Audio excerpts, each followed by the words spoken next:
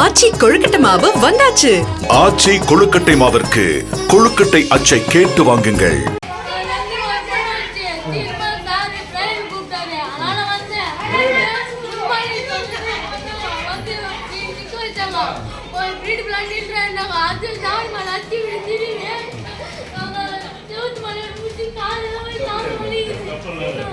திருவள்ளூர் மாவட்டம் பொன்னேரியை அடுத்துள்ள காட்டாவூர் அரசு நடுநிலைப் பள்ளியில் சின்ன காலனியை சேர்ந்த கிரண் 8ஆம் வகுப்பு பயின்று வருகின்றான். படிப்பிலும் ஒழுக்கத்திலும் சிறந்து விளங்குவதால் கிரணை ஸ்கூல் பீப்பிள் லீடராக பள்ளி தரப்பில் நியமிக்கப்பட்டதாக கூறப்படுகிறது.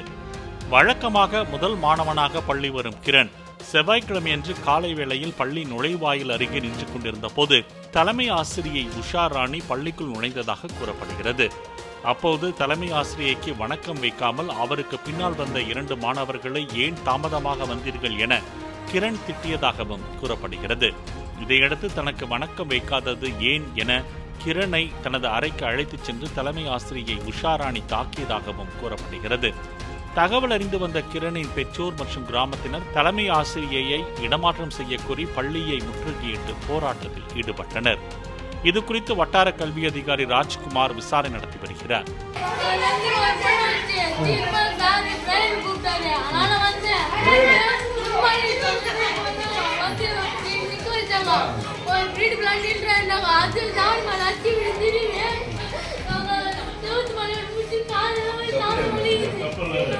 ஆச்சி கொழுக்கட்டை மாவு வந்தாச்சு.